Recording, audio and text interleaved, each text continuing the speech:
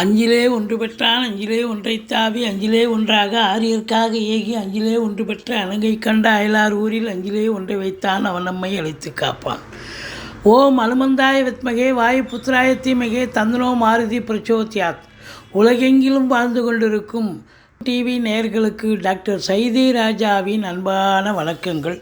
நாம் இப்பொழுது இந்த எபிசோடில் குரு வக்ரமாகிறார் 120 நாள். இந்த குரு வக்ரமாவதால் 12 ராசிகளுக்கும் எப்பேற்பட்ட பலனை வழங்கப் போகிறது என்பதை ஒவ்வொரு ராசியாக பார்க்கலாம் வாங்க. குணமிகு வியாழ குரு பகவானே மனமுடன் வாழ மகிழுடன் அருள்வாய். பிரகஸ்பதி வியாழ பரதகுரு நேசா கிரக தோஷமின்றி கடாட்சித்தில் அருள்வாய்.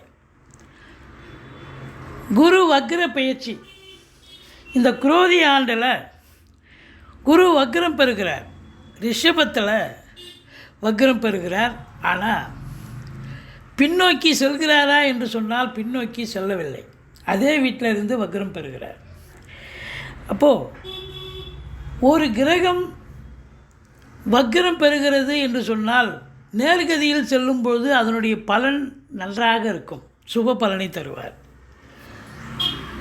வக்ரகதியில் போகும்பொழுது அந்த பலன் நேரடியாக, அதாவது எதிர்ப்பாக அமையும் அப்படின்னு சொல்லலாம். இந்த குரு பொறுத்தவரையிலே இல்லைன்னு சொன்னாலே, குரு இருக்கிறதுலையே மிக மிக சுபத்தன்மை வாய்ந்த ஒரு கிரகம். குரு இருக்கிற இடமும் நல்லது செய்வார், பார்க்குற இடம் கோடி புண்ணியன்னு சொல்லி கேள்விப்பட்டிருக்கீங்க. குருவுக்கு தான் இருக்கிற இடத்துல இருந்து 5ஆம் இடம், 7ஆம் இடம், 9ஆம் இடத்தை குரு பார்க்குறார். குரு பார்க்குறதால தான் குருவனுடைய பார்வை ஒவ்வொரு பாவத்துக்கு, அதாவது சில எந்த லக்னத்தில் யார் பிறந்திருந்தாலும் குருவனுடைய பார்வை இருக்குது பாருங்கள். ஏதாவது ஒரு 3 பாவத்தை பார்க்கும். அதனால் அப்படி இருக்கும் பட்சத்தில் ஓரளவுக்கு நன்மைகள் நடைபெறும் அப்படின்னு சொல்லலாம். குருவுக்கு தேவகுரு அப்படின்னு பேர். குருவுக்கு பல பெயர்கள் இருக்கிறது. அந்தணன், பொன்னன், வியாழன், பிரகஸ்பதி அப்படின்னு சொல்லுவாங்க. என்னன்னா ஒருவருடைய ஜாதகத்தில், பிறப்பு ஜாதகத்தில் குரு தனித்து இருக்கக்கூடாது. அந்தணன் தனித்திருக்கையில் அவதிகள் மெத்த உண்டு. யார் கூடயாவது இன்னொரு கிரகத்தோடு சேர்ந்து இருந்தார்னு சொன்னால் குரு ரொம்ப, இன்னொரு சுப கிரகத்தோடு சேர்ந்து இருந்தார்னு சொன்னால் ரொம்ப பிரமாதமாக ஒர்க் அவுட் ஆகும். இந்த குரு பார்வை கோடி நன்மைன்னு சொன்னோம் இல்லையா. இப்போது யாரோ ஒருத்தருக்கு ஒரு லக்னம் போயிட்டுருக்கோம். அந்த லக்னத்துக்கு ஒரு தசாபுத்தி போகும் ஒருத்தருக்கு. எந்த தசாபுத்தி, அதை ஒரு கடக லக்னம்னு வைங்க, செவ்வாய் என்னுடைய தசாபுத்தி போகுது அப்படின்னா, செவ்வாயை குரு பார்த்தாலோ குரு சேர்ந்தாலோ அந்த நடக்கிற தசாபுத்தியை, புத்திநாதனை குரு பார்க்குறார், இல்லை குரு சேர்ந்திருக்கிறார், இல்லை குரு சாரம் பெற்றிருக்கிறார். இப்படி இருந்ததுன்னு சொன்னாலே அந்த தசா புத்தி ரொம்ப நல்லா இருக்குங்க, ரொம்ப அமக்கலமாக இருக்கும். அப்படி இந்த குருவனுடைய நிலை பார்த்திங்கன்னா, ஒரு தீய கிரகம் இருக்குது, தீய கிரகத்தினுடைய தசாபுத்தி நடக்குது. அப்போது குரு பார்வையில் இருக்குதுன்னு சொன்னால் அந்த தீய குணங்கள் அந்த அளவுக்கு இருக்காது, ஓரளவுக்கு நன்மைகள் நடக்கக்கூடிய ஒரு சூழல் ஏற்படும் அப்படின்னு சொல்லலாம். குரு பாருங்கள், உச்சமடைகிறது கடகத்தில் உச்சமடைகிறார். நீச்சமடைகிறது மகரத்தில் நீச்சமடைகிறார். ஆட்சி பெறுவது தனுசு, மீனம். இதில் பார்த்தீங்கன்னு சொன்னால், இப்போது ஒரு கிரகம் ஆட்சி பெற்றிருக்கு. இப்போ தனுசு மீனத்தில் குரு ஆட்சி பெற்றிருக்கார். ஆனால் வக்ரம் ஆயிட்டார் அப்படின்னு சொன்னால், குருன்னு போட்டு போட்டு ப்ராக்கெட்டில் போட்டிருப்பாங்க வக்ரம்னு, இல்லை இங்கிலீஷில் ஆர்னு போட்டிருப்பாங்க, ரிவர்ஸ். அப்போது இப்போ ஒரு கிரகம் ஆட்சி பெற்றிருக்குன்னா சூப்பராக பலனை தரும். ஆனால் அதுவே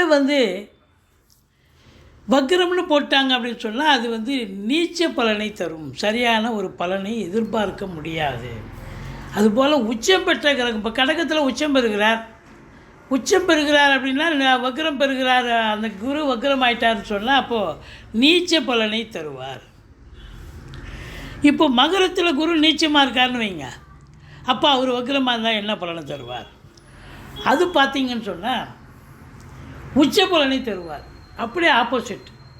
மகரத்தில் குரு நீச்சமாக இருந்து வக்ரம் பெற்றால் அற்புதமான பலனை வாரி வழங்குவார், உச்ச பலனை தருவார் அப்படின்னு நம்ம சொல்லணும். இப்போ ஒருவருடைய ஜாதகம், பிறப்பு ஜாதகத்தில் குரு போட்டிருக்காங்க, குரு போட்டு வக்ரம்னு போட்டிருக்காங்கன்னு வைங்களேன், இல்லை ரிவர்ஸ்னு போட்டிருக்காங்க பிறப்பு ஜாதகத்தில் அப்படின்னா, யாருடைய ஜாதகத்தில் குரு வக்ரமாக இருக்கிறதோ அவங்களுக்கெல்லாம் இப்போ குரு வக்ரமாக இருக்கிறதால நல்ல பலனையே வாரி வழங்குவார். ஏன்னா இப்போ குரு வக்ரமாக இருக்கார்ல, இந்த குரு எவ்வளோ நாளைக்கு வக்ரமாக இருக்கார் அப்படின்னா, இந்த மங்களகரமான குரோதி ஆண்டு குரு வக்ர பேச்சு நடக்கிறதுங்க. அதாவது புரட்டாசி மாதம் 29ஆம் தேதி குரு வக்ரமாகிறார், செவ்வாய்க்கிழமை 15/10/2024. இந்த குரு வக்ர நிவர்த்தி அடைகிறது மங்களகரமான குரோதி ஆண்டு தை மாதம் 29ஆம் தேதி குரு வக்ர நிவர்த்தி வருகிறார் 11/2/2025. சுமார் 120 நாள் குரு வக்ரமாகிறார். 120 நாளுங்கிறது 4 3 12 கிட்டத்தட்ட 4 மாதம் ஆகிப்போகுது. இந்த 4 மாத காலமும் யாருக்கெல்லாம் குரு நன்மை செஞ்சாரோ அவங்களுக்கெல்லாம் தீமை பண்ணுவார், தீமை பண்ணிகிட்டு இருந்த குரு நல்லது செய்வார் அப்படின்னு எடுத்துக்கலாம். அதாவது குரு வக்ரம் என்று சொன்னால் முன்மீட்டு பலனை தருவார். அந்த குரு மேஷத்துக்கு வரணும்னு அவசியம் இல்லைங்க, அங்கிருந்து வக்ரமாக இருந்தாலும் அது வக்ரம்தான். அப்போது இந்த குரு பகவான் பொறுத்தவரையிலையும் வக்ரமாக இருக்கிற காலங்கள் இந்த 120 நாள் 15/10/2024 11/2/2025 வரைக்கும் சுமார் 120 நாள். யாருக்கெல்லாம் பிறப்பு ஜாதகத்தில் பர்த் சார்ட்டில் குரு வக்ரமாக இருக்கோ அவங்களுக்கெல்லாம் யோகமான நாள் எடுத்துக்கலாம். நீங்கள் எந்த லக்னமாக இருங்க, எந்த ராசியாக இருங்க, குரு வக்ரமாக இருக்கா கண்டிப்பாக உங்களுக்கு யோகமாக அமையும். இந்த 120 நாளில் எதுலாம் நடக்காதுன்னு நினைக்கிறீங்களோ அதெல்லாம் நடக்கும், நடந்து முடிந்து விடும், சக்ஸஸாக நடக்கும் அப்படின்னு எடுத்துக்கலாம். இப்போது இந்த குரு பகவானுடைய வக்ர ஆகுது இல்லையா, ஒவ்வொரு ராசிக்கும் எப்பேற்பட்ட பலனை வழங்கப் போகிறது 12 ராசிக்கும் அப்படின்னு பார்க்கலாம் வாங்க. கும்பராசி காலபுருஷனுக்கு 11வது ராசி.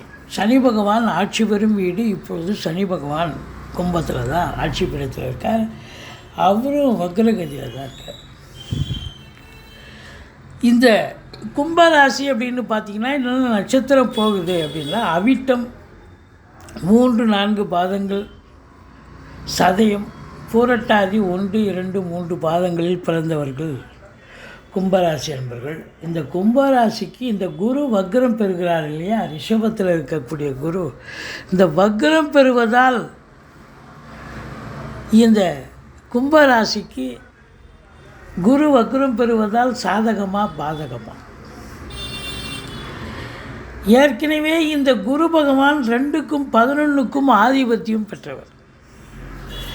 அவர் போய் 4ஆம் இடத்துல உட்கார்ந்தார். 4ஆம் இடம் என்பது ஒரு ஸ்தான பலம் இல்லை என்றாலும் கூட ஓரளவுக்கு கேந்திரத்தில் அமர்ந்திருந்தார்.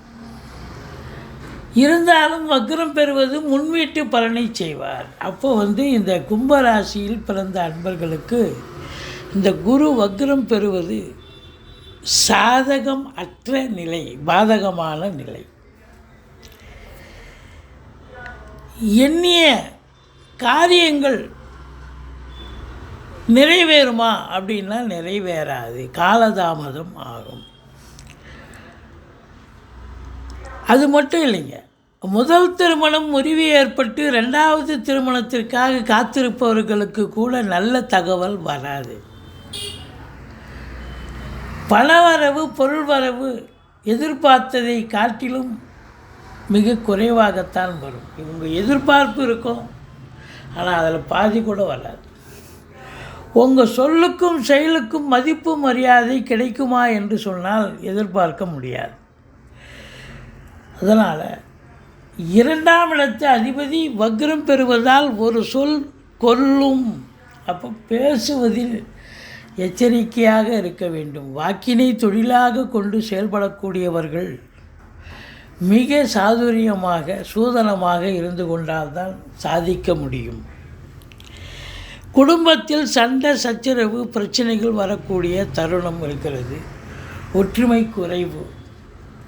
குடும்பத்தில் சுப நிகழ்ச்சிகள் நடத்துவதற்கான ஏற்பாட்டினை கவனிப்பீர்கள், தள்ளி போகும்.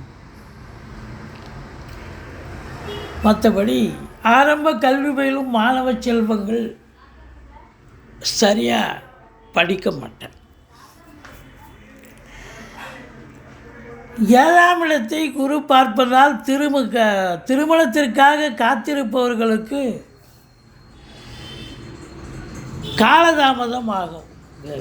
உங்கள்கிட்டேருந்து பதில் போகும், நான் அங்கேருந்து பதில் வருமானு எதிர்பார்க்க முடியாது. கடப்பில் போட்ட மாதிரி இருக்கப்பா, என்னப்பா பதிலே சொல்ல மாட்டாங்க, இல்லை வேணுன்றாங்களா வேணான்றாங்களா, அதையாவது உறுதிப்படுத்த மாட்டாங்களே அப்படின்னு ஒரு ஃபீலிங் வர்ற அளவுக்கு எதிர் தரப்பில் ஒரு அது ஒரு சலனமற்ற சூழல் ஏற்படும். நண்பர்களுக்கும் உங்களுக்கும் கூட கருத்து வேறுபாடு ஏற்படும். கொஞ்சம் விட்டு கொடுத்து போங்க. கணவன் மனைவி கொஞ்சம் விட்டு கொடுத்து போங்க. விட்டு கொடுத்து போனால் வாழ்க்கை மேம்பாடு அடையும். கூட்டுத்தொழில் செய்பவர்கள் கூட்டாளிகளுக்கும் உங்களுக்கும் கருத்து வேறுபாடு ஏற்படும். மற்றபடி வெளியூர் வெளிநாட்டு பயணம் அனுகூலத்தை தருமா, அதற்காக நீங்கள் தயாராக இருக்கிறீர்கள் வெளிநாடு செல்லணும்னு, ஆனால் அங்கேருந்து தகவல் தான் வரல. ஆன்மீக பயணம் இன்ப சுற்றுலான்ற பேரில் வெளிநாடு போனீங்கன்னா ஓரளவுக்கு சந்தோஷமாக இருப்பீங்களான்னா ஓரளவுக்கு ஆத்ம திருப்தியும் சந்தோஷமும் கிடைக்கும். தந்தையால் நல்லது நடக்கும்னு எதிர்பார்ப்பீங்க, ஒன்றும் பெருசாக இருக்காது. பெண்கள் குழந்தை பாக்கியத்திற்காக காத்திருப்பார்கள், காலதாமதம், நல்ல ஒரு ரிசல்ட் கிடைக்காது. எச்சரிக்கையாக இருக்கணும். மற்றபடி பல வரவு என்பது சொல்லிக்கிற அளவுக்கு இல்லை. குடும்பத்தில் ஒற்றுமை இல்லை, சந்தோஷம் இல்லை. வேலைக்கு உண்மையர்களாக உண்மை அப்படின்னா அதுவும் இல்லை. மற்றபடி எதிரிகளால் தொல்லைகள் ஏற்படும். கடன் சுமை இருப்பவர்களுக்கு விழிபிதுங்க வைத்துவிடும். தேக ஆரோக்கியத்தில் அக்கறை தேவை. இளைய சகோதர சகோதரிகளுக்கும் உங்களுக்கும் கருத்து வேறுபாடு ஏற்படும். ரொம்ப எச்சரிக்கை தேவை. மற்றபடி குறை ஒன்றும் இல்லை. நீங்கள் உங்கள் பிறப்பு ஜாதகம், அதாவது கும்ப ராசியில் பிறந்த அன்பர்கள் எந்த லக்னத்தில் பிறந்திருந்தாலும் பரவாயில்லை, உங்கள் பிறப்பு ஜாதகத்தில் இந்த குரு பகவான் வக்ரம் அல்லது ரிவர்ஸ் ஆர்னு போட்டிருப்பாங்க இருந்துச்சுன்னு சொன்னால் இந்த 120 நாளும் உங்களுக்கு யோகமான நாள், சாதிக்க போகிறீங்க. உங்கள் பிறப்பு ஜாதகத்தில் குரு வக்ரமாக இருக்கும் பட்சத்தில். அதர்வைஸ் குரு வக்ரமாக இல்லை என்று சொன்னால் கொஞ்சம் இந்த 120 நாளும் சோதனையான காலம், எச்சரிக்கையாக இருக்க வேண்டும். குரு பகவானை வழிபாடு செய்யுங்கள்.